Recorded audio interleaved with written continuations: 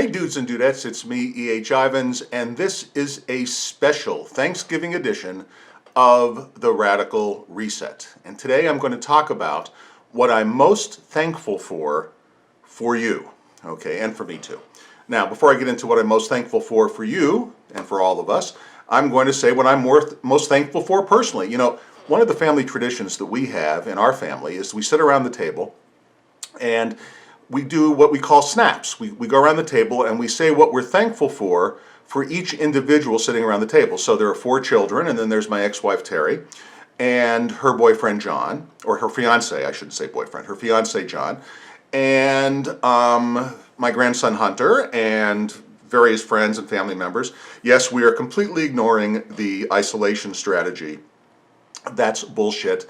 Quiet side note, a Danish study done on masks. The most recent study shows a less than 2% efficacy in a crowded room for aerial contaminants if you wear a mask. 2% improvement over no mask at all. So to me, it's worth the risk. Of my entire family, by the way, digressing, my son John, who is 40, did get the COVID virus way back when. He was an early getter, and for those of you who think it's nothing, it was horrendous. I mean, it was really, really a tough virus.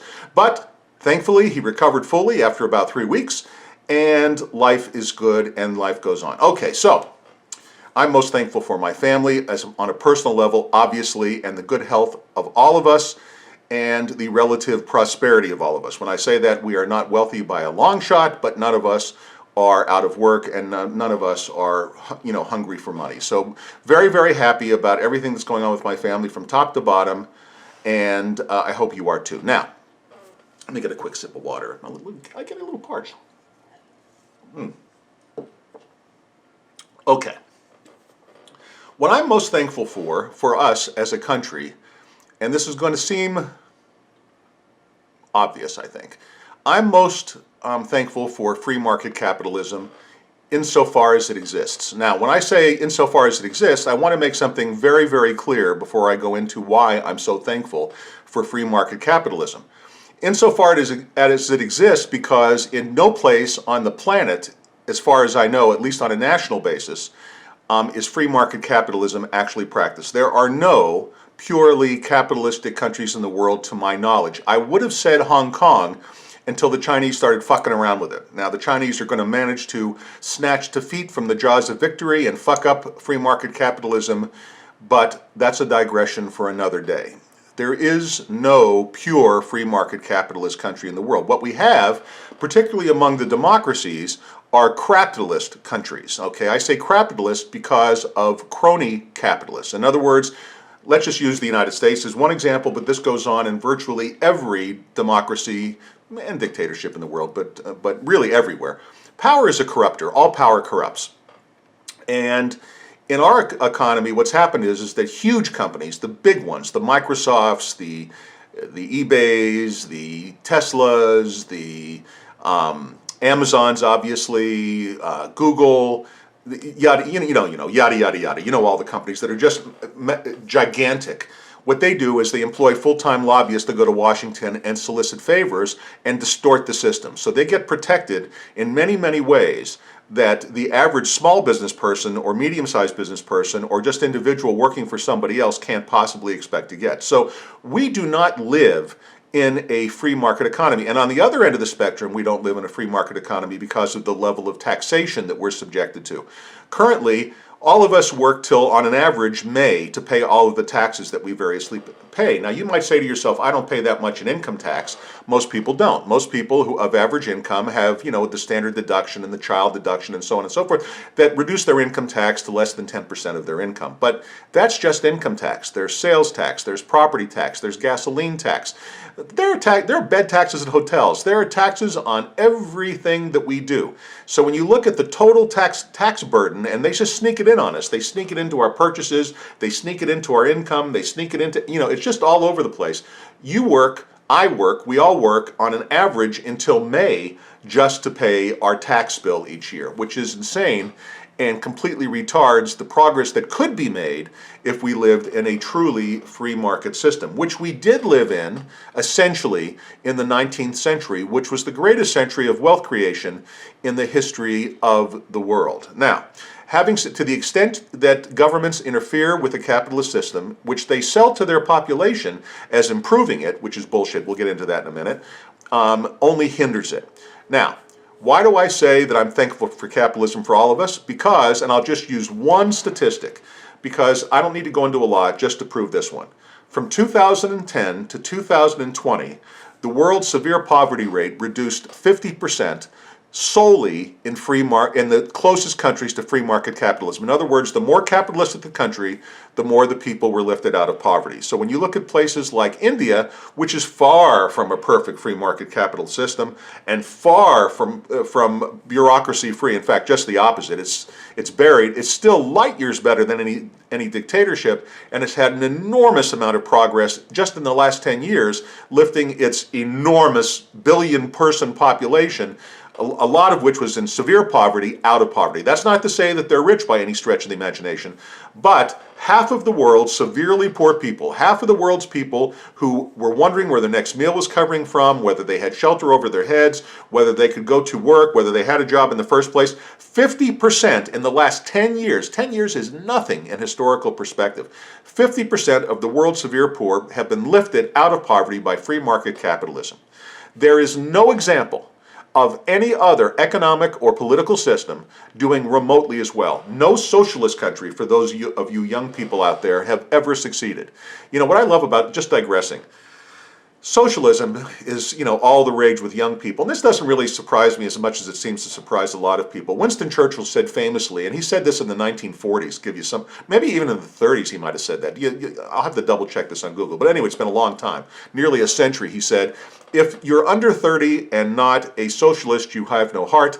If you're over 30 and not a capitalist, you have no brain. I paraphrased what he said, but that's pretty close. Now, that's really true. So all these young people out there what they're mostly protesting is something called equality of outcome. There is no equality of outcome in a free market capitalist system. Some people get very rich while others don't. But what's missing from that discussion, it is true that during the same last 10-year period, the rich have gotten much richer than at any other time in history, period, and that's because they're manipulating the system, but I digress, but within a free market system.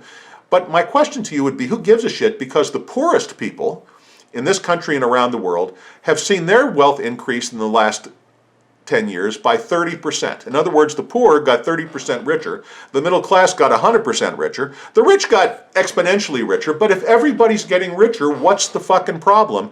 Unless you believe that everybody is equal in ability. In other words, to get equality of outcome, you would have to have equality of ability. And unless you're an idiot, nobody is equal to everybody else in ability. We're all different. I'll give you, this is a random example, but just one example. I am very, very smart with books, but very, very stupid with tools. One day I was dating this girl, and she wasn't a girl, this woman, and she wanted me to meet her parents. Our relationship was going pretty well. I went over to their house, and it was a Sunday for a barbecue, and it just so happened that the night before her water heater had gone out. And I went out into the garage where her dad was replacing the water heater to help him.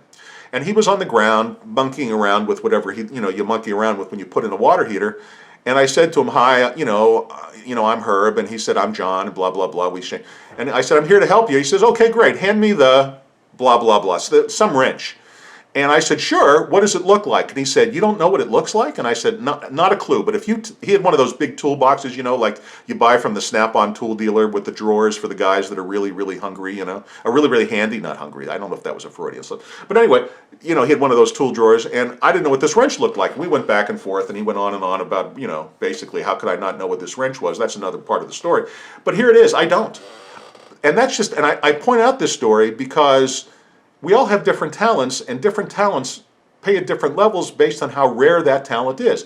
So while I don't possess the talent to put in a water heater, I do possess the talent to write a novel, okay, for example. It's just two different talents. It's not that one's better or one's worse, but certainly they're different if they in terms of how remunerative, that's a hard word, it each is. In other words, how much they pay you. In other words, if you're the world's handiest guy, you might be a carpenter or a plumber or an electrician, but that doesn't pay us the same as being the chairman of the board of, Amazon, like Jeff Bezos. It's a whole different skill set, a whole different, and if you're working as an electrician or a carpenter or a plumber, whatever it might be, as honorable as those are, none of them require risk in order to achieve their goals. In other words, once you learn to do it, there's no risk of you unlearning what you learned. Whereas Jeff Bezos, when he started Amazon in a garage, yeah, today he's the richest man in the world, but he started out in a garage, just like Bill Gates did, and they had nothing, and they took a risk. And for every Jeff Bezos and Bill Gates, there are thousands and thousands of failures. Capitalism is a process of creative destruction, and most people who start a business in capitalism fail during the first 5 years.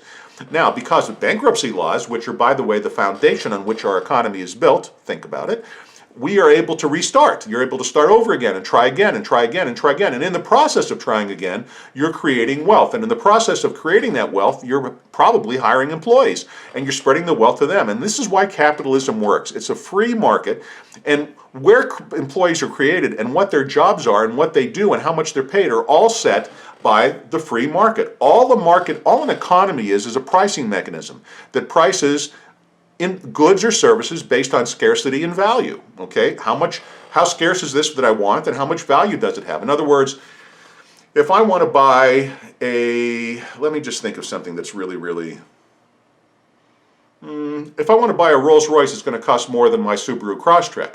That's because Rolls Royce makes those cars by hand, they make far fewer of them, and the perceived value is much higher. Therefore, I would pay much more for a Rolls Royce than I would a Subaru Crosstrek. But now, is it unfair that there are people that can buy Rolls Royces when I can only buy a Subaru Crosstrek?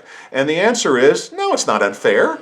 The people that can buy Rolls Royces have taken risks and succeeded and are entitled to what they've earned. But that doesn't mean I'm still driving a brand new car. I'm still driving a really nice car. It's got, Android Auto, and it's got great sound, and it does everything I wanted. It does everything a Rolls Royce does. It just doesn't do it with people looking at me as I drive down the street, which from where I sit is preferable, to be perfectly honest with you. But having said that, it's not unfair. This term fairness, that some people have big houses while others have small houses. I'm telling you right now, if I hit it rich tomorrow and I was worth $1 billion, the last thing I would buy is a great big mansion and house to show off how rich I was and how many square feet I can occupy, because I'm just not wired that way. I can tell you honestly, there was a time in my life where I was making over $1 million a year and I still didn't live in a 20,000 square foot house, because it just isn't part of my idiom. It's just not something that I really aspire to. We're all different. Some people like to show off their money. Other people would rather stay under the radar. When I was making big money, I was still driving used cars, just because I don't like to call attention to myself. We're all different. And that's the problem with socialism and central controlled economies, where otherwise smart people think they're smart enough to make decisions on behalf of other people. Every other system there is, socialism, fascism, other people are making choices for you based on what they think is the best for you and what's best for the country. In a free market capitalist society, again, which we don't live in a pure one, but more so than any place else, in a free market system, you make the choice about what you're going to do. You make the choice about who you hire. You make the choice about how much you pay. And for those of you who are saying, well, yeah, but then you won't, these rich fuckers don't pay anybody anything. That's not true. I was one of those rich fuckers. You pay them what you have to pay them to get them to work for you, because you're not the only guy hiring people. In other words, let me use a simple and mundane position like receptionist. Now, that's not as, to me, when I ran, and my businesses were businesses where I basically was investing and or running companies at a distance. In other words, my main office was just office staff, and then people, for example, when I was in the construction business, were building in the field, but not, anyway, it's not important. I don't even know why I went there. But the bottom line is, when I wanted to hire a receptionist, that was the first person somebody was going to meet when they walked into my business. I considered that an extremely important position, because you only get one chance at a first impression. Now, since the majority of people that would come in to see me would call first, he or she, who's the receptionist, and I've had both, have to be excellent on the phone, plus they must make a good appearance when someone walks in the office. In other words, they can't dress like a schlub and they can't be a mess. They've got to be clean cut, well-dressed, make a good impression, speak English properly, answer the phone with a strong and smooth voice, be able to accurately take messages, and most of all, make everybody who walked into my office feel welcome. Okay, it was a very important position. Now, I could have paid cheap and gotten a shit receptionist, but if I wanted a pro, I had to pay for it. So I couldn't pay $12 an hour for a receptionist. If I wanted a piece of shit, I could, but if I wanted a really quality receptionist, a high quality receptionist, I had to pay more like $20 to $25 an hour, which I happily did because a good employee makes the company money. It's not an expense. Believe me, a good manager looks at each employee as a potential generator of profit. And to the extent that that employee can contribute to the generation of profit is how much you're willing to pay them. Conversely, when you're looking at things like minimum wage, if someone set the minimum wage at $15 an hour and I was going to hire a brand newbie, someone who had no experience, but I would normally hire at $12 an hour, I wouldn't hire him at $15. It's not worth it. Instead, what I would do is either find a more experienced person, even for more money, because it wouldn't aggravate me to have to train them, or I would simply automate the position by using an answering service. If I had the kind of business, for example, where I didn't do a lot of in-person, if everything was on the phone, I could simply hire a service to do it for me and automate the process essentially, or outsource the process and not hire the employee at all, which is why minimum wage is so destructive. It destroys entry-level jobs. So to where I might have given a 19-year-old kid a chance to be a receptionist and work their way up to $20 an hour and more by learning the job, I wouldn't take the chance on that if I had to pay $15. It isn't worth it to me. The cost benefit doesn't make sense. So I would simply go a different route. And that's the problem with minimum wage, but I digress. And that's the problem with equality. Capitalism is not a system about equality because equality is unachievable unless we all become equal in ability, and we're not going to become equal in ability. We are all equal in the eyes of God if you believe in God. I don't, but if you believe in God, we're all equal in the eyes. I believe we're all equal as human beings. We all have value as human beings, but we are not the same. And people that pretend that we are and are always worried about equality of outcome fuck everything up. Everything touched by a central planner fucks everything up because nobody is smart enough to make decisions on behalf of other people, nor are they smart enough to consider all the consequences of the decisions that they make, like what I just discussed when discussing minimum wage. So, I am most thankful for free market capitalism as far as it exists, in that most of the industrialized world is a free market capitalist system, and it is lifting more people out of poverty than at any time in history, bar none, period, end of story. Free market capitalism has lifted literally, truly, billions of people out of poverty, while at the same time socialism has only succeeded in making everyone equal in poverty.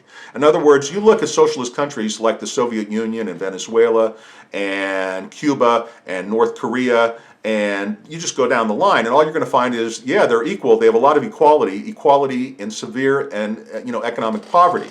Now, what all socialists say is, yeah, I hear you, but they didn't do it right. But the implied message of anyone who says that that socialist country didn't do it right, Russia didn't do it right, and Cuba didn't do it right, and North Korea didn't do it right, and all the rest don't do it right. And by the way, they always like to throw in Scandinavia, Denmark, Sweden, Norway. Denmark, Sweden, Norway, Finland, Iceland, they all abandoned socialism in the 80s. This is just people who haven't done any work and any study and don't understand there are no socialist countries in Europe anymore because it fucking failed miserably. Now, there are countries that still have welfare states, as we are, and to one extent or another they have a welfare system. Like, for example, they have national health care in Sweden, but in many other ways they have a much freer economy than we do. They're willing to pay the taxes to pay for the national health care, which works out fairly well in Sweden. And before you all get excited on the left and say, well, then we should have it here, Sweden's population is about the same as Phoenix. I live in a city of about 5.5 million people. That's about the population of Sweden, and they're basically all white Swedes. Now, I'm not saying white is better than any other color. I'm just saying they're all homogeneous racially. And when you have a group of people that are the same nationality and the same race, and it's a very small population, it is much easier to have national health care than for 340 million people of every race, nationality, and religion that exists on planet Earth.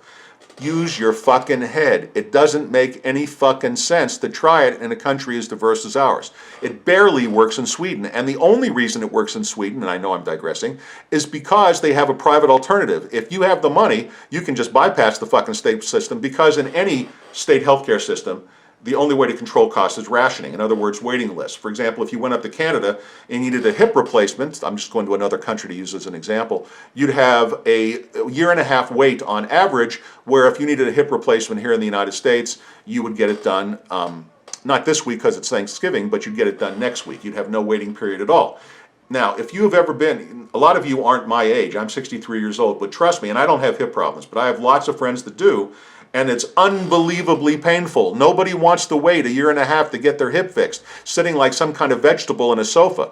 So, in so-called socialized medicine countries like England and Sweden and Denmark and Norway, they all have private alternatives that people go to instead. And if you don't think the Canadians don't run out of that fucking system, you've never been to Phoenix, Arizona, where there are literally thousands of Canadians who live part-time down here solely to go to the Mayo Clinic in Scottsdale so they can get first-class health care and pay for it out of their own pockets with no insurance, so they don't have to deal with the fucked up Canadian long wait period, can't pick the doctor you want, fucked up healthcare system. Who the hell needs that? Okay, so I don't know why. Well, I went into that digression just to point out one area where it just doesn't, socialism doesn't work. And to all those people who think, well, they didn't do it right, what they're saying, the implication is, if we were in charge, we'd do it right.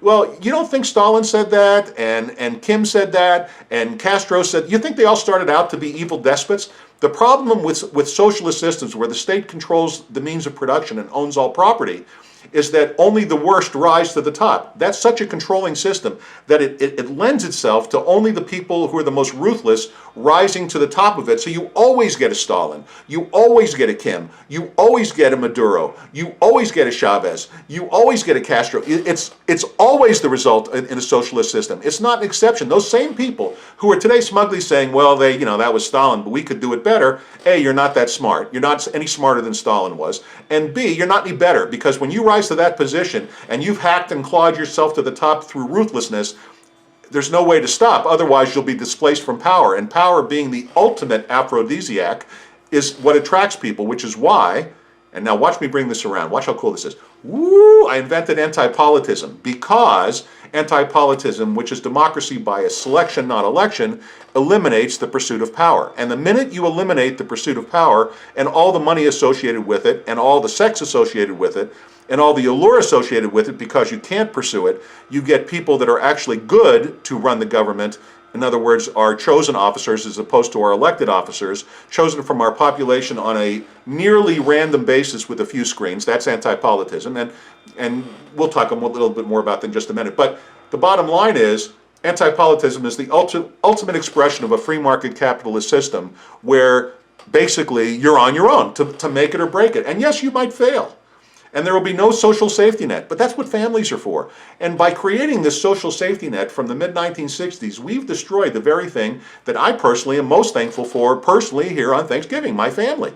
By destroying the incentive to live together with the father of your children through things like welfare that only pay the mother if the father's not at home, we have destroyed the nuclear family. And in destroying the nuclear family, we've created violence, we've created chaos, we've broken down the decency of our politics, we've become coarse, we've become isolated, we've become living in our own echo chambers of social media where we don't talk to each other, and we don't learn anything, and we don't pick up on other people's ideas, and we don't open ourselves to new expressions. And now, instead of debating with other people, we cancel them and we shut them down. So, let me wrap this up. I don't want this to go on too long. This is just a Thanksgiving message.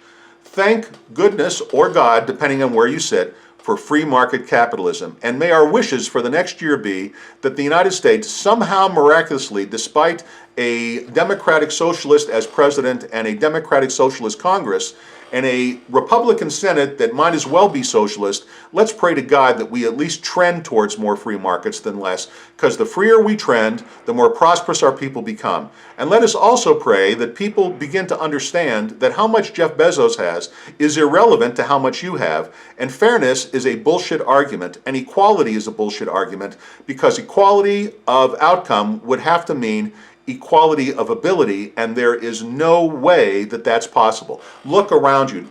Can you look around you and think that everybody around you is equal in ability, really? And if they're not equal in ability, and when I say ability, not just smarts and not just talent, but the willingness to work hard. There are a lot of just fucking lazy people, and why should a fucking lazy person make the same thing as an industrious person, I'll just give you another quick example. I know a young woman, her name is Francesca. I won't use her last name. Francesca has a great business idea, at least great from where I sit. I don't know how great it is really, but I think it's a great idea, which is basically to combine a dog park with a wine and beer / light food bar, outdoor table / dog park / do you kind of get it? You bring your dogs, you turn them loose, you let them run in this fenced-in safe area while you sit, drink beer and wine, talk to other people, and let the dogs have fun while you socialize with people. I think it's a really good concept, and here in Phoenix, that has 350 plus days of sunshine a year, it's spectacular. It wouldn't be as good an idea in, I don't know, Billings, Montana, but it's a terrific idea in Phoenix, Arizona.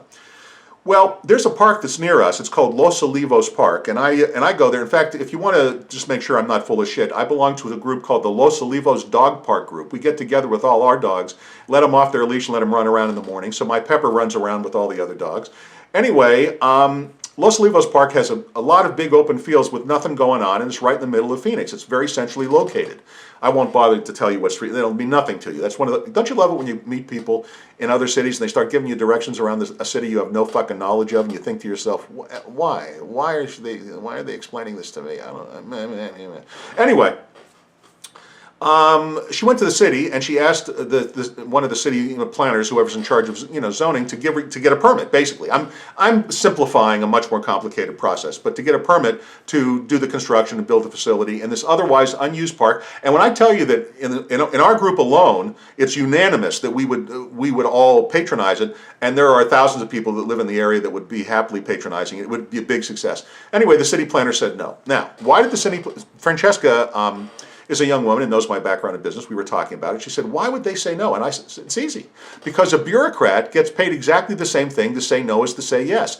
And since saying yes would mean filling out paperwork and doing work, the automatic reaction of every bureaucrat in any area is going to be no, because most bureaucrats become bureaucrats because they're lazy. In other words, to go to work for a government, to go to work for a city or a state or the federal government, let's be honest, 99.9% of those jobs are fucking boring. I mean, to work for the city, I mean, name a city job that's exciting. I mean, what would it be? Maybe the mayor, and the council people, but, those are fuckers pursuing power at a local level, big fish in a small pond, but that's another story. So to make a long story, there are no interesting jobs. People get those jobs because they basically don't want to work hard and they don't want to get fired. And once you're hired by a government, short of child molestation, it is almost impossible to get fired.